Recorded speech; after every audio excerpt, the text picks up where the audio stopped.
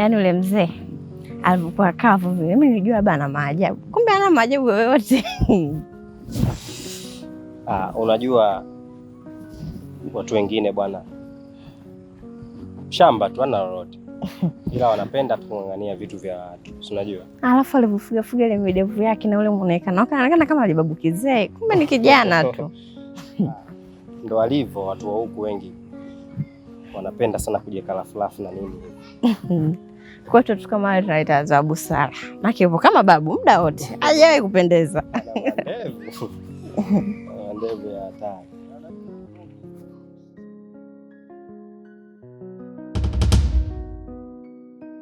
Una shida gani?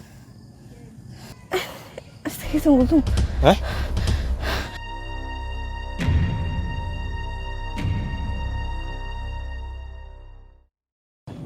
Renata mpatwa na nini? Renata, una shida gani? Renata mpenzi wangu. Hapa. Renata. Msaada.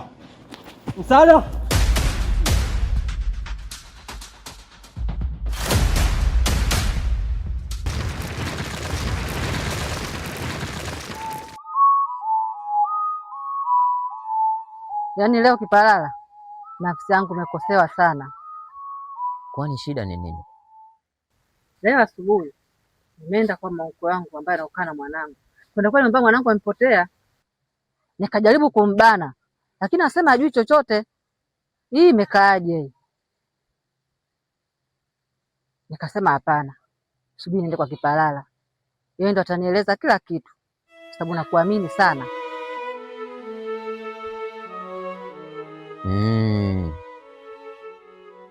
Hujafanya makosa kuja kwangu. Yaani uko sahihi kabisa. Lakini hapo kuna tatizo. Tena tatizo sio dogo. Ni tatizo kubwa sana.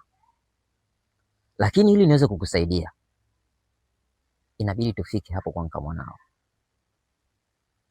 Na tukifika hapo, ili tuweze kujua tatizo ni nini, ili nijue nawezaje kukupa msaada. Sawa, haina shida. Na ndio maana nikaja kwako kwa sababu nakutegemea kwa kila kitu. Na wewe ndio msaada wangu wa kunisaidia hili. Sawa. Tunaweza kuelekea sasa. Sawa, twende.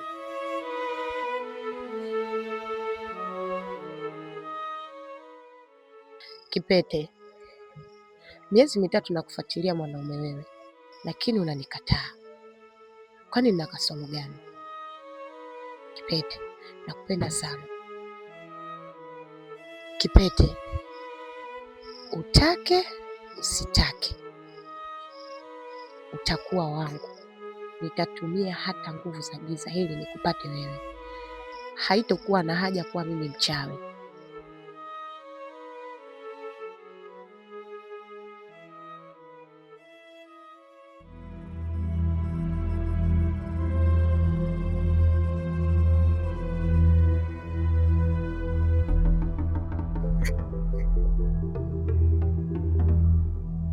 Pale maeneo mlangoni ndipo ilipokuwa fulana ya mwanangu.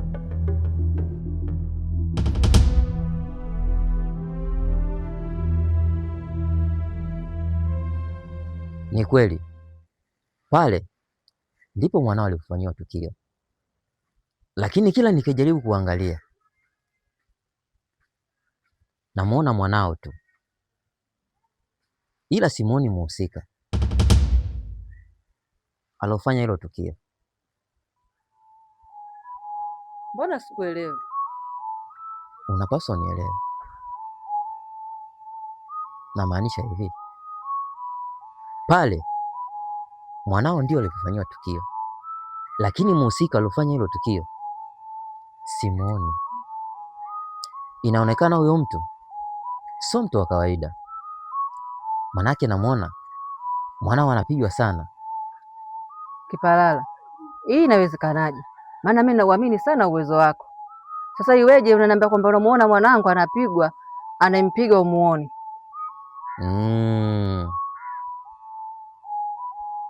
Inaonekana dhahiri huyu mtu sio wa kanda hii. na kama angekuwa wa kanda hii mimi ningeweza kuona, manake katika kanda hii hamna mtu yoyote anaweza kunishinda mimi. Sasa kama hakuna anayekuweza wewe, mbona unaenda kushindwa? Hapana, ili haijanishinda. Hivyo basi unachotakiwa kufanya, ile nguo aliyokota mkweo unabidi uichukue uje nayo nyumbani kwangu ili tuweze kufanya njia mbadala. Nadhani hapo umenielewa. Sawa, nimekuelewa. Lakini usije ukaniangusha. Kwangu mimi hakuna kinachoshindikana.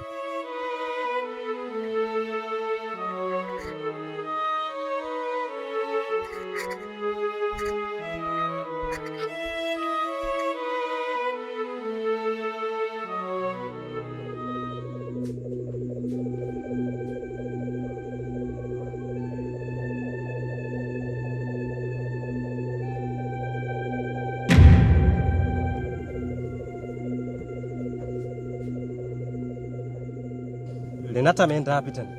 Si nilimwacha hapa. Ina maana Renata ananiigizia mimi kwamba anaumwa, alafu mwisho wa picha anaenda kumwombea msaada, anakuja hapa ananitoroka. Renata, wewe utakuwa lini? Mbona mambo ya kitoto Renata? Sasa umeenda wapi?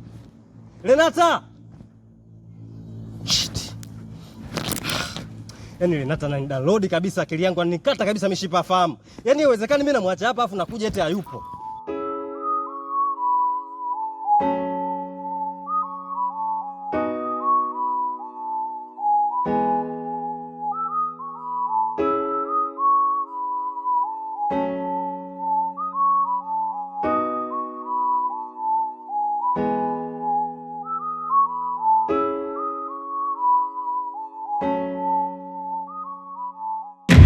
Wezuno, we vipi? Vipi kuhusu nini? Nakuja hapa mimi sikukuti ujue. Nagonga hapa nakuta mlango uko wazi lakini watu hamna. Wewe ongea pointi ya msingi bwana, nikuelewe. Pointi ya msingi? We nisikilize. Wale vijana walioniletea wale, vijana wako wale. Unanichanganya, vijana gani hao unawazungumzia wewe? Si wale vijana nilokuambia, wakulima kule kwa yule mzee. Bwana, wale vijana hawajalima hata kufanya danganya toto, hawajalima hata kutoa unyoya.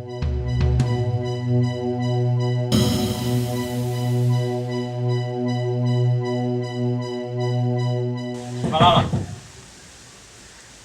Kipalala.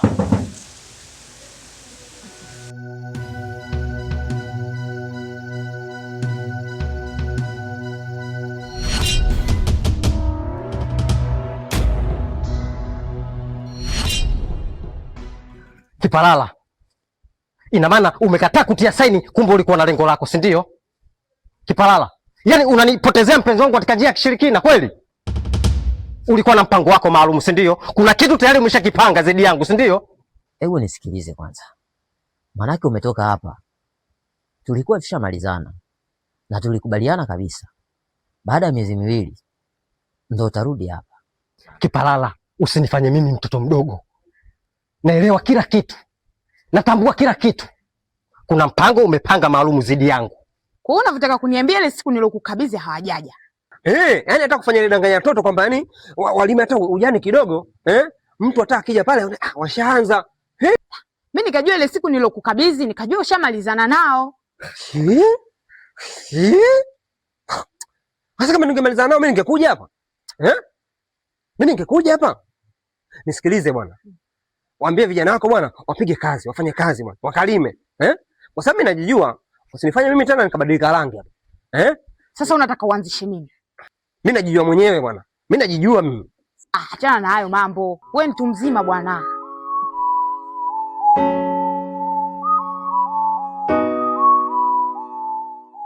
Unataka kuleta vita ya kichawi, si ndio? Sasa nakwambia hivi. Nasema uniwezi. Tena uniwezi kwa uchawi wa kitabu, uniwezi kwa uchawi wa majini, uniwezi kwa uchawi wa tunguli. Labda nikwambie kitu kimoja. Kuhusu swala la mpenzi wako, mimi sihusiki nalo.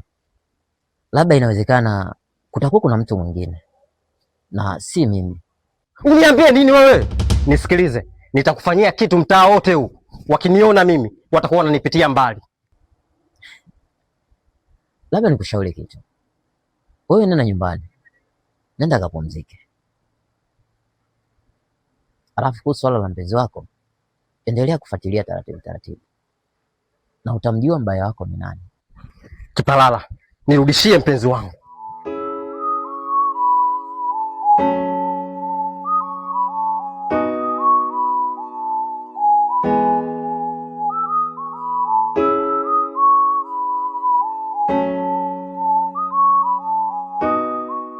Pole sana dada, maana viashiria vyote vinaonyesha kuwa shemeji amefariki.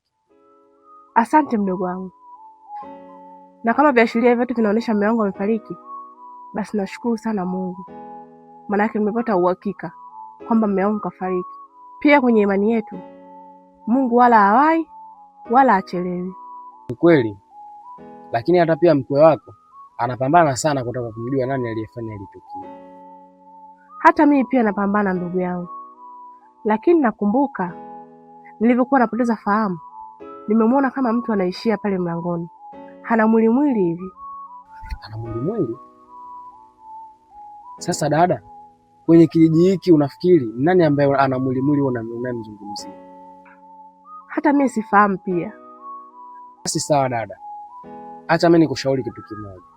Ni bora tu ukapatana na mke mwenzio, ila kwa sababu nyinyi sasa hivi wote ni wajane, yule aliyesababisha kugombana ambaye ni mume wenu sasa hivi ameshakufa. Kwa haina haja nyinyi kukosana kama hivi. Kwa hapo nitakuongopea mdogo wangu. Mimi kupatana na yule siwezi, na mpaka naingia kaburini. Sawa dada yangu, siwezi kukushauri sana kwa sababu mimi sijui umepitia mangapi hadi sasa hivi, umepitia changamoto ngapi. Sawa, acha mimi niende, nilikuja kukupa tu hiyo taarifa. Sawa, kwako pia utamsalimia na mama huko. Sawa. Aya.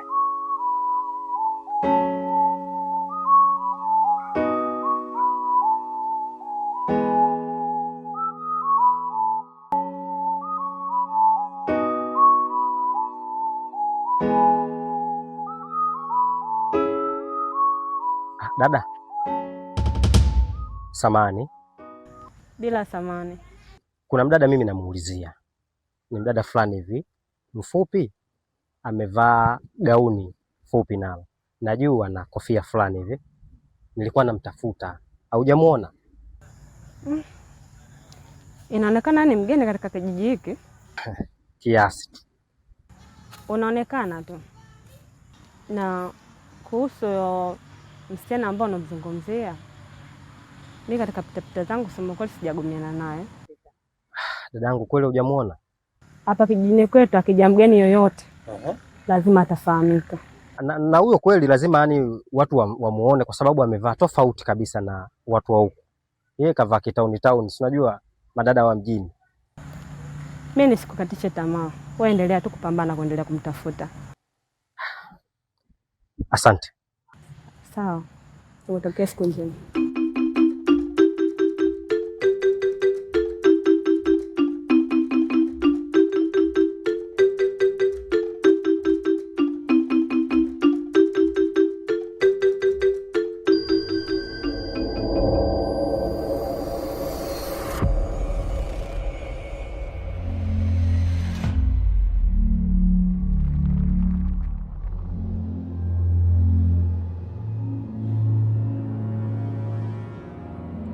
Kipete, sasa hivi ujanja hauna, ushaingia kwenye mikono yangu. Nimekufuatilia miezi mitatu, unanizungusha tu. Sasa hivi itakuwa asubuhi, mchana, jioni, nitakuwa napata haki yangu kwa wakati. Ujanja wa kunitoroka sasa hivi hauna. Hivi ni mwanaume gani wewe? Au upendejwe? Au unataka mtu ajitoleeje? Mimi sijapenda kukufanyia hayo yote kwa sababu nakupenda na moyo wangu tu umenisukuma kukufanyia hayo. Kipete, mimi nakupenda sana. Tena nakupenda mno. Sasa hivi ratiba ni moja. Utake usitake, utalala na mimi na utashinda na mimi na utakula na mimi. Sasa hivi yani ndio ipo hivyo, yani ukubali ukatae. Pita ndani, pita ndani mbwa wewe.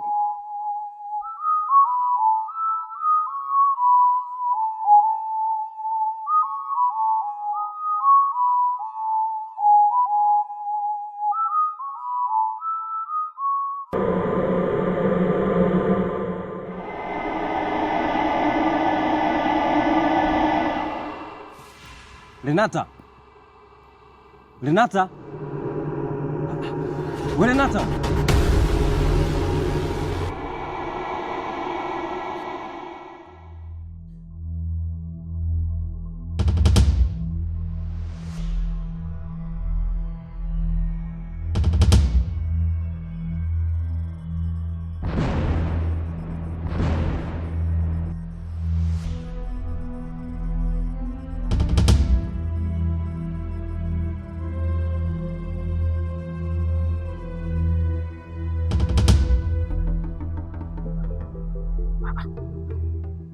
Karibu. Naomba nitie Renata humu ndani.